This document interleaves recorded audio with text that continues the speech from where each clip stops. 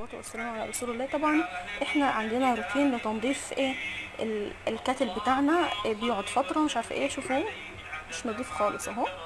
هنعمل الروتين بتاعنا لتنظيفه. بنحط صابون وبحط ليمون،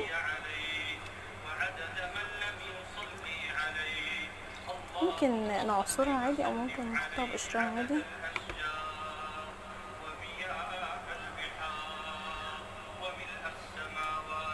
ومعانا كمان الخل. تمام، هنعمل مرتين كده ولا حاجة، ونحط الكاتل يغلي غلوتين كده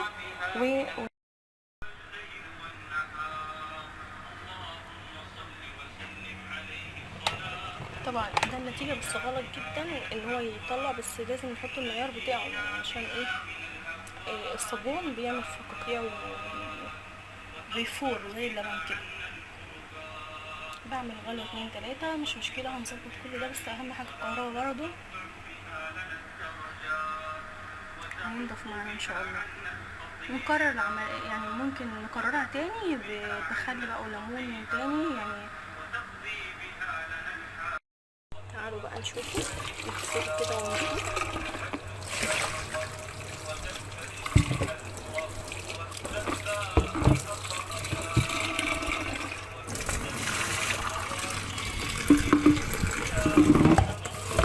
النتيجة معايا يعني كويسة عن قبل كده. ممكن نعمله بالسلكة بقى ونشوف النتيجة ايه بقى، بس بقى احسن من الاول طبعا. نضيف عندي اهو.